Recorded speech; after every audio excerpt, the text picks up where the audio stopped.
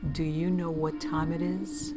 It's supernatural story time. And if you're easily scared, and even if you're not, there's only one thing left to do. Just turn off the lights, because these are stories that you listen to only in the dark. Unusual Experiences, Volume 1, Story 1. Almost from day one, I've had some rather unusual experiences here. From friends who ask about figures looking out of windows and sitting on my balcony, to the sound of footsteps walking up and down the hallway late at night, the place has generally been a classic haunted house. There are three experiences that stand out over all the general creepiness. The first occurred about a year after I moved in. The house was empty except for myself. I was relaxing with a book when I heard the sound of footsteps in the hallway. I put the book down and waited. The footsteps came to my bedroom door and ceased. A minute went by without any further occurrence, so I picked up my book. As I began to read, I heard a soft knock on the door. I set the book down again and asked who was at the door. Silence. Then I heard another knock. Again I asked who was at the door. Again there was no answer. I started to get up when I heard a female voice call my name.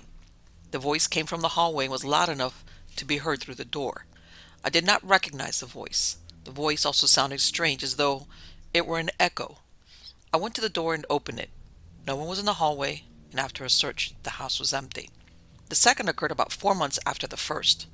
It was late in the afternoon, and I was working on my computer when I heard a knock on my bedroom door. I stood up and went to the door, only to find there was no one there. I went back to my work when I heard the knocking again. This time it was louder. This time I called out that I wasn't going to be toyed with, and that if they wanted my attention, they would have to do more than tap and make funny noises. I'd only finished this statement when I heard a crash from my closet. I stood up and went to check. Sitting on the floor was a picture frame I had put on the top shelf, about 7 feet off the floor. The glass was not cracked, and the frame had no scratches or dings, as one expects after falling that far. I took the frame and replaced it on the shelf, adding a heavy book to keep it there. Minutes later, I heard another bang from the closet. The same picture frame had fallen again. The glass was not broken, and the book remained on the shelf. I spoke up and said that I felt it was rude to throw another person's possessions around without permission. Nothing further occurred that day. The last occurred only about a year ago. It was a Saturday night, and I had turned in early after a hectic day. I woke up suddenly in the middle of the night with a distinct feeling that I was not alone. I opened my eyes and saw a dark figure at the foot of the bed. It seemed to stare at me for a long time before leaning closer. I spoke up and said that it had no business being in my room, and I wanted it to leave. It seemed to hover in place before withdrawing and fading into the shadows. Story number 2. Here's a story from my life. It's not much. I suspect lots of weird stuff has happened to me that I've repressed or compartmentalized, but this is something I vividly remember. My family was in the process of moving from one house into a new one still under construction. I was in 8th grade, my sister in ninth. For a few months we lived in two apartments of this super old large building in Matawan, New Jersey. Parents had the upstairs apartment, and me, my sister, and grandma had the downstairs. Also, our dog stayed in our apartment. I had started learning to play guitar at this time and was not into school. Several times I faked being sick to get to stay home for the day. My mom worked in the converted basement of the building, which is basically her office, landscaping company secretary, etc. When I faked sick, I would somehow convince my grandma to let me go to the upstairs apartment alone for a while. I would just go and play guitar in a connected room that wasn't part of their apartment, but was in an occupied empty office where they let me play guitar. They had the key to it.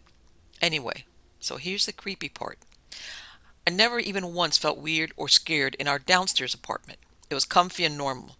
But the moment I entered the stairwell leading up to the upstairs apartment, I would instantly and always feel like I wasn't actually alone. It was a very vivid feeling that somebody is aware that I just entered, and they can hear and maybe see me ascending this tiny, cramped, creepy stairwell up to the top.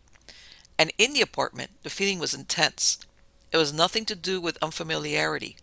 I was as familiar with it as downstairs, as when our parents were there at night, we'd often go spend time with them.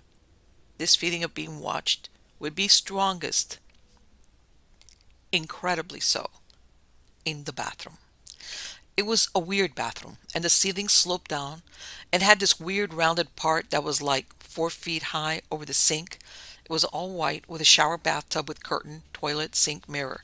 It actually creeps me out now to recall the feeling. It's like there was a ghost just standing there staring at me as soon as I entered the apartment. There was never any creepy people or weirdos to get bad vibes from there. No rational reason for this fear. I never felt scared being alone, etc. It was just that apartment. So anyway, years and years later, we just happened to be talking about those days and about the apartment time period, and I told them about how creepy their upstairs apartment was. They told me in all seriousness that they knew all along the history of the place, but didn't want to scare us kids, and they were not believers in paranormal stuff, so figured if we didn't know, it would never be a problem. Turns out the previous occupants, or maybe some years before, was an elderly woman and her adult son. Can you guess where this is going? Son bashed his mom's head in with a hammer in the bathroom. Somewhat related, but incidental sometimes. I think spirits of deceased musicians pass through me when playing guitar. I'm not entirely opposed, but I know a lot of people would immediately assume it's demons. I think it kind of makes sense. Imagine you're a musician that died, but are able to find a living musician you like, who you can influence. It just feels like sometimes I'm no longer just myself. I will go on autopilot like I'm someone else. Someone good, though. Story number 3. A couple of years before she passed away from a long illness, my mother told me that she had been tormented during her childhood by seeing soldiers at night in her parents' small home. She told me that they came through, literally through, without opening the kitchen door that opened onto the enclosed porch. In turn, this enclosed porch opened to the outdoors. She said they were black like shadows and that she knew they were soldiers because they all wore little army caps. She said they would run all over the house and look into all the rooms, and that she couldn't sleep because she was so frightened of them. Well, there was something about this story that bothered me, but I couldn't quite figure out what it was. I would have forgotten it, I guess, except that she brought it up several times before she passed. Then one day I remembered vividly. I was just a little kid. I have no idea how old, but I'm guessing 4th grade or less. Maybe not even in school yet. Staying a few weeks at Grandma's as we did every summer. I was sleeping in the little guest room. I could see straight into the kitchen from this room. It was exactly where my mother would have been. I woke up suddenly and I saw some men. 3 or 4 of them, with the man in the lead being a little shorter than the others, come literally through the locked kitchen porch door into the kitchen. I saw them very clearly in the light coming through the kitchen curtains from the street light outside. I realized they were in some kind of dress shirts because I could perceive a sharp crease down the long sleeve of the shorter man in the lead. They were totally black, blacker than the darkness. They were what people call shadow people. That wasn't what I found most terrifying, though. It was that each of them had a strange ridge of or crest on their heads that I couldn't understand or make out. These shadow men lingered briefly in front of the kitchen sink and curtain window as though they were laughing and talking. Then they surged to the door leading into the front room where my grandmother was sleeping on the sofa. From there they came striding through the kitchen and straight toward me. I remember that I had my mouth open to scream when my grandmother came out of the front room and walked straight through them as though they weren't even there. Such a wave of relief came over me that my little head plopped back onto the pillow and I fell right back to sleep. I puzzled over it the following day, but told myself that the men must have been just the tail end of a dream I had been having. I probably hadn't thought about it in decades, until my mother's story brought the memory back up. Her story solved a minor mystery about it. I realized what I had perceived as a crest or ridge on the men's head was in fact an army sidecap or garrison hat. I wouldn't have been familiar enough with those as a child to have made any connection. Anyway, it's clear to me now that what I saw was the same thing as my mother had seen as a child, soldiers coming in the house and looking in all the rooms. What did I see really? Astronomers and physicists tell us that the universe is made up mostly of mysterious dark matter that no one understands yet. Are there people made of dark matter, living in dimensions that overlap our own? Is that what I saw? And why did my grandmother, who was strongly psychic, not perceive them at all? I guess I will never know. Next story. This happened a number of years ago. I got up around 4:30 a.m. to give the cat his breakfast. Don't ask, it's a Frankenstein monster that I created myself. I walked into the kitchen and the light under the stove hood was turned on. I thought, that's convenient. It's just enough light to see by without needing to turn on the main overhead kitchen light. So I fed the cat, turned off the stove hood light, and went back to bed. Next morning, I told my wife, "Thanks for leaving that stove light on. That was perfect for feeding the cat this morning." She replied by basically saying, "I have no idea what you're talking about." So I shrugged it off and attributed it to some freak accident where that light was accidentally turned on the evening before. A few weeks later, I got up to feed the cat, and same thing. The stove hood light is turned on. Again, I asked my wife about it, and again she said she had nothing to do with it. A couple of months after that, my sister-in-law comes to visit. She's a Reiki master and has also been trained in related skills. We tell her about the stove hood light incidents, and she says she will look into it while she's visiting. A day or so later, she comes out of her guest room and says that the stove light is being turned on by a departed family member who is simply trying to communicate to say that they're all right. We have both had elderly family members pass away in recent years, and my sister-in-law admitted that she was not skilled enough to determine who exactly it was. She could only say there was nothing malicious behind it. It was merely a departed one trying to communicate, and we should not worry about it. She also mentioned that several other departed people wandering in the area were attracted to her Reiki activities on our behalf, and she helped them to cross over. I should note that there is a nursing home that is located within walking distance of here, and hardly a week goes by that the fire department and an ambulance isn't heard going to that place. Of course, we never know the details, but you have to assume that many times it's because someone living there has passed away. At any rate, after my sister-in-law came to visit and did her Reiki thing, the stove hood light has never again been found to be turned on at the pre-dawn time of cat feeding. From the day until now. Next story. This is not my story. It was told to me a couple of different ways, as you will see, by an elderly woman. When she was first married in the 50s, and her husband and her moved into a small farmhouse on some land out in the middle of nowhere. Her father-in-law had gotten the farm for a song and had asked her husband to move there and run the farm for him. She wasn't happy about it. They had previously lived in a large town. Her husband had a lucrative job, and they had a thriving social life. They went from that to almost total isolation, and with no money coming in, she was also heavily pregnant. Strange things began to happen at the house. They began to hear what sounded like someone walking around in the attic. The front door, which was locked each night, was found standing open every morning. She walked into the bathroom one morning to find the bathroom sink full of bloody water. One day, as she hung laundry outside, the stray German shepherd dog she had adopted began to howl and howl, and when she looked up she saw that the curtains inside the house were moving as though they were being blown by a strong wind, despite all the windows being shut. Her conclusion was that there was something wrong with the house, that it was haunted. One day, during a trip to the nearest small town for groceries, she was chatting with another woman who asked where she lived. When she told her, the woman gasped, "Oh, you don't live in that house. I could never live there." When she asked why, the woman clammed up and refused to say.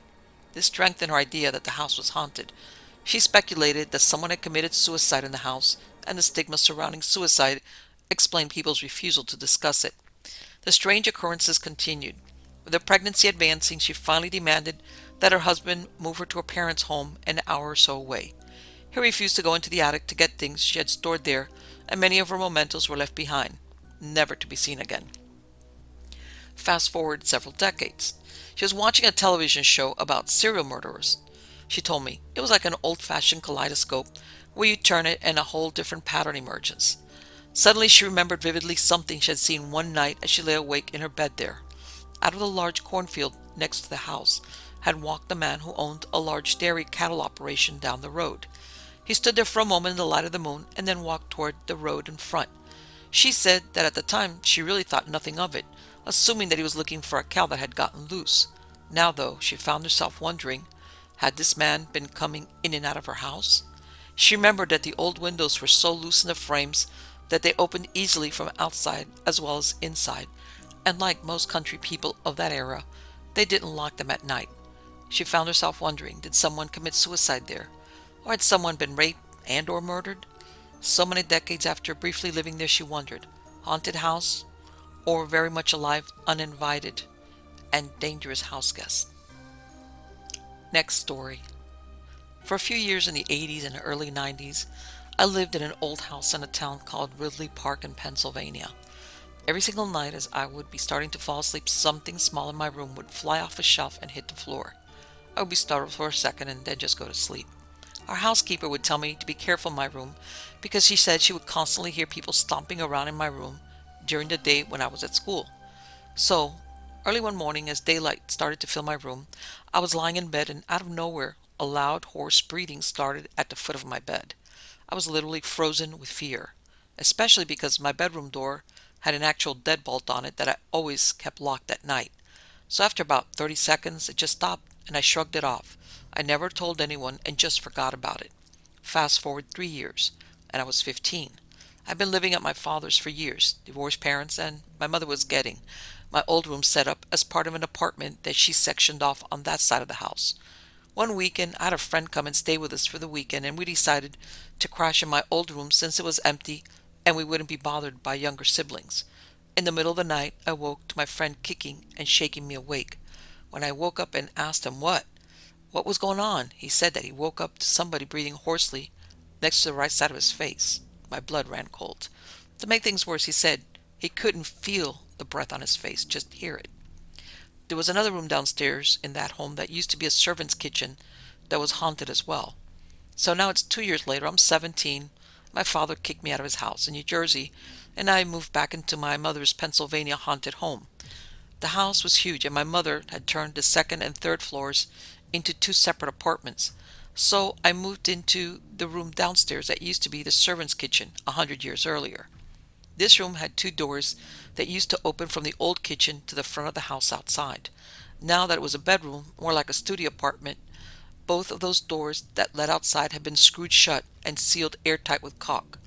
But they still looked like doors with knobs and all. One weeknight, I was awoken by the sound of very loud boots on the hardwood floor walking around my bed and across the room. I flipped over in bed to see who was there, and I could see no one. But the footfalls continued up to one of the sealed doors. Then I could hear it jiggling the doorknob on one of those sealed doors with obvious frustration trying to open it. I was terrified and sitting up in bed facing the invisible intruder. I could see nothing. After about a full minute of it violently working the doorknob, I finally spoke up and said out loud, "The door is sealed shut and won't open." Instantly all the commotion stopped and silence returned. I remember that it was a few minutes before midnight when this happened. Next story. These are my father's stories. I didn't hear them from him, but rather from my mother. Dad was quite reserved and not one for interacting with children. Anyway, Mom told me, and this would have happened back in the 60s or very early 70s, that my father had seen UFOs several times and that it terrified him. We were living at the time on a farm that belonged to my grandmother, my dad's mother, and Dad both worked a full-time job and farmed. Because of his job, he often found himself working with a tractor out on the farm at night. What he told my mother was that he had been out on the tractor working the piece of ground furthest from the house, 3 or 4 fields out, probably about half a mile. To the south, the land sloped gently away into some very rough pasture, land that belonged to someone else. Beyond that was all marsh, a waterfowl management area. Keep in mind, my father was born and raised on that farm. He knew every animal and bird out there and had worked and played all over it and beyond it. The big John Deere tractor he was on would have put his line of sight about 9 or 10 feet off the ground since he was a big tall man. This was before enclosed cabs, so what he saw wasn't a reflection or anything. What he saw in the darkness was on the mud flats surrounding the marsh water. He told Mom that he saw several metal discs rise out of the mud. He said that the mud just shed right off them, and they were bright silver and metallic. He said that as each one came up, it would just hover several feet off the ground, and then suddenly all tilted sharply and flew up into the night sky, all equidistant from each other, and disappeared. He said that they flew and disappeared so suddenly and quickly that if he had blinked, he would have missed it. As he told his story, my mother said that he choked up and began to sob, big racking sobs. She asked him what was wrong, and he told her that he didn't know what they were and that he didn't know if he could protect us from them. That would have been very much in character with my father. He was definitely a very traditional person and saw himself as the head and protector of the family. He apparently saw these mysterious discs several times. It frightened him so badly that he was taking his pistol with him out when he went on the tractor. Now, that shocked me. I knew for a fact that my father didn't believe that guns and tractors mixed. I once heard him say that due to all the protruding knobs and steps, vibration, and so on, that a gun didn't belong in a tractor. I also knew that a friend of my father's had nearly been killed accidentally by taking a gun on a tractor. This fellow took his rifle aboard, thinking he would get one of the deer he had seen, but accidentally caught the gun on something and shot himself in the leg and nearly bled to death of that serious wound before someone found him. So if my father was taking a gun on the tractor, well, he was frightened. What were they? I don't know.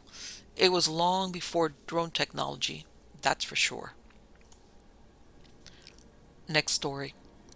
My father worked for what many call the military-industrial complex. Like most such work, it was at an isolated facility with heavy security clearances and so on. He told my mother that he had seen several times the classic disc-like UFOs with a sort of cockpit on top. He told her that they came up out of the ravine surrounding the area and would only be in sight for a moment and then would streak off and disappear into another ravine or gully. He told her that once he had seen something in one of them. When I asked her what, my mother would only shake her head. I assume, and this is just me assuming, that she didn't want to put it into words. An alien. Now, all that is interesting enough, but for me what is more interesting is something that happened decades later, after my father had passed away. I had stopped by the residence of a friend of my father's who had worked with him for many years. Now this guy was actually a couple years younger than me, but had been a protege of my dad's and a close friend. My parents viewed him as an honorary son. While I sat down and was chatting about this and that with him, out in his shop, we had gotten into the subject of the small herds of deer that had been around, and he mentioned that the wildlife was one of the things he liked about his job. Again, this was military-industrial stuff at an isolated facility. And yes, there were deer, birds of prey, and many other kinds of animals out there. Well, I said to him, sort of half joking, I understand you guys used to see UFOs too. Nothing I have ever said before or since ever brought forth quite such a reaction. He jolted as though I had reached over and touched him with a cattle prod. His butt must have come up 6 or 8 inches off the chair he was sitting on. He wrapped his arms around himself, dropped his head to his chest, and began to shake violently and to babble. No, no, no, no, no. No one is going to talk about that stuff. No. No one wants to be laughed at. No one is going to lose their security clearance. No one is going to talk about that stuff. No. At last he stopped talking altogether and just sat there with his arms around himself, eyes squeezed shut, and chin on his chest. It took me a couple of minutes to find my lower jaw and pick it up off the floor. I just stared at him. Finally I said, well, it sounds like no one's going to talk about any of that stuff. And I chuckled kind of uncomfortably and changed the subject to something innocuous and just talked as calmly as I could. He finally opened one eye and swiveled it onto me. Then slowly he unwound his arms from around himself and sat up and finally began to talk to me, but with a strange, suspicious sort of attitude. I finally excused myself and left. As I drove away, and ever since, I have wondered. No one is going to ever talk about any of what stuff? Next story. There were spirits in my house. The family that lived there had a grandfather who lived with them and died in the house. The mother of 4 children lived there with her husband and the children. Their son died riding a moped to school. She died while driving with her children when she turned around to discipline one of the kids in the back seat. My brother saw her several times there in the house. I didn't see her. I asked him where he saw her. We were having a beverage at the snack bar in the kitchen. He was facing, looking past me, down into the hallway to the bedrooms. She came out of what might have been one of the kids' room and walked down the hall. He said she was blonde, wearing a red dress, but I knew she is or was there. One day I was in the bedroom just starting to get dressed and was firmly touched by a cold hand on my backside. I stood straight up and turned to see who did that. No one was there. I used to shave in the shower using Old Spice glass shaving and mug and brush. There was a small corner shelf about 6 feet above the tub at the end of the tub shower that I put my mug on. I had the Old Spice mug come off the shelf, bounce on the cast iron tub, and not break. After the first incident, I made sure to put the mug securely on the shelf, but it happened several times. The mug never broke or even got a chip. After many times of this happening, I stopped using the mug in the shower and used the bathroom sink to shave. On the same shelf unit where the mug had been, I had a big nail cleaning brush on the top of the unit. I still do, as a matter of fact. A big bar of Safeguard soap sits on the upturned bristles of the brush to let the bar of soap dry. The brush would bounce on the bottom of the tub, and the bar of soap that sat on the top of the brush would still be sitting there on the shelf. Physics will tell you that cannot happen, but it happened many times. I walked into my basement and would walk into some very cold spots. My brother-in-law's wife, we'll call her Lynn, now divorced, went down to the basement to get something off the shelves for a meal we were cooking. She came flying back up, and her face showed fear. She said, "I don't know what is down there, but I'm never going down there again." A lot more about Lynn later. The psychic Sylvia Brown said that she got rid of spirits by telling them, "Go to the light." I did that and haven't had any experiences for a long time. This is the part about the person I called Lynn, my brother-in-law's divorced wife. These things all happened before they divorced, and I never have had any contact with her. They had bought a house not far from us, and we went there many times. They had a son we'll call Charles. He was getting to the age he could talk and also may be able to climb out of his crib. To prevent him from getting out and falling down the stairs of the two-story house, they had put a wood-framed screen door on his doorway with a hook and eye to keep him from getting out. But he could see out, and Mom and Dad could look in and check on him. Lynn heard Charles talking to someone. She asked Charles who he was talking to. He said the soldier. Lynn didn't see anyone and brushed it off as a young child's play games to entertain himself. Well, this happened often, and Charles always said it was a soldier he was talking to. One day Lynn heard Charles talking and quietly came into the screen door and saw a Hessian soldier in uniform talking to Charles. This house was in an area not far from Revolutionary battles. Lynn had some abilities very hard to explain, but had proven her ability many times, as you'll see. She saw the Hessian soldier several times. One day Lynn was carrying a basket of clothes up the stairs and lost her balance and started to fall backwards when, as she told it, I felt hands on my back pushing me back up and stopping my fall. She believed it was a soldier. Next story. This was creepy and mysterious and from the 1970s. My family was living in a home that had belonged to my grandmother, who had remarried and moved away. Nice little comfortable home. Well, one evening, my mother, my cousin, my sister, and I were all watching some sort of horror show on television. Might have been the old Night Gallery with Rod Serling. Something terrible had killed several people, and right at the end the monster is going to be shown. First, there was a pair of awful demonic red eyes as the thing materialized. We all let out little gasps of horror and excitement. Exactly then, a huge rush of air came whooshing in the open window, blew the curtains into the room, knocked the lamp over, and every light in the house went out. There was a giant crack as well. All of us screamed. My mother was a level-headed kind of woman and got herself together, got a flashlight, and checked the fuse box, and got the lights back on. Of course, we girls were clinging to her like barnacles. We were in our late tweens or early teens and very spooked. Mom then walked outside to see what the big crack noise had been. It proved to be a huge branch that had fallen from one of the trees and apparently bounced off the power line before hitting the ground. We never did get to see the last few minutes of the show. Here's a really spooky part. No one but us had the sudden windstorm, not even the immediate neighbors. Mom asked people she worked with, people at the grocery store, the neighbors. No one had any wind at all. Just a quiet and pleasant summer evening. In later years, I wondered, did our intense fear and excitement cause it to happen in somewhat the same way that poltergeist activity is often associated with young girls? Who knows? Now, there was a strange echo of this incident years later. My family had moved back to our original property, the one with the old haunted house that dates back to 1898, but into a new mobile home across the driveway from that house. We were chatting to a friend of my father's about TV shows we were watching, including a scary episode of The X-Files.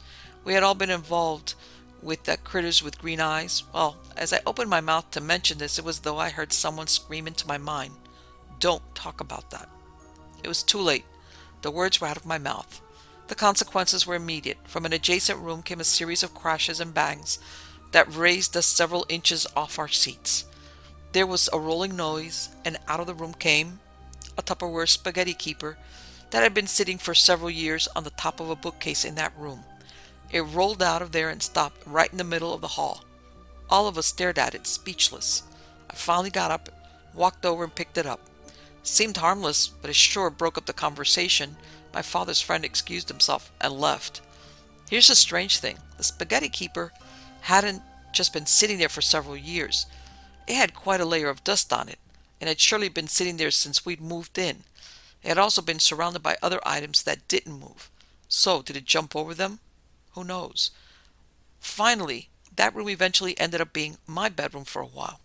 One morning, I was in that comfortable limbo between sleep and being awake when I heard, clear as a bell, a voice say, "Call upon the demon something or other." I don't remember the name and definitely don't care to.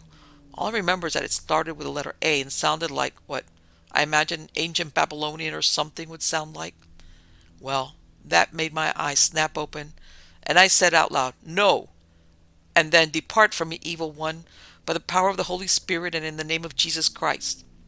I had never been quite sure whether all these incidents were related, or whether it just seemed as though they might have been.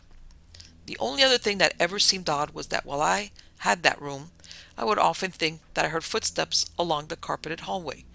Got up and looked a few times, and there was never anyone there, so I began to just write it off as imagination until one day, when one of the house cats was in the room with me. He clearly heard the footsteps, too, and crept towards the door and bent down and tried to see under the door. There were a couple of inches between the bottom of the door and the top of the carpet. Then he backed away and looked up at me, clearly scared. Got up and opened the door. Nothing was there, but both the cat and I had heard the footsteps. Next story.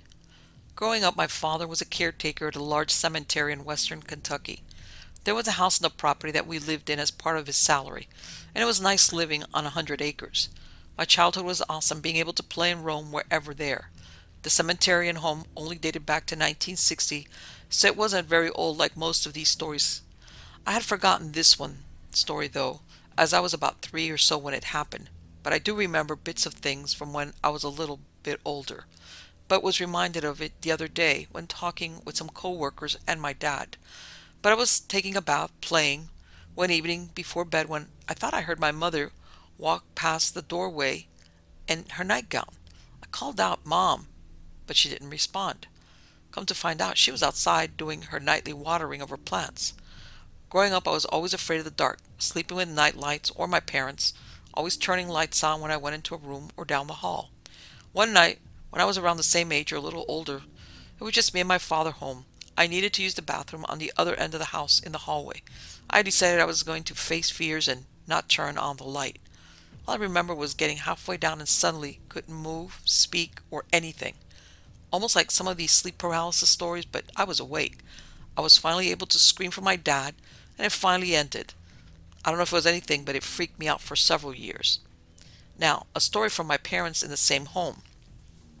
We had two living rooms. One was my TV room, and the other my parents', and it had a bathroom on it.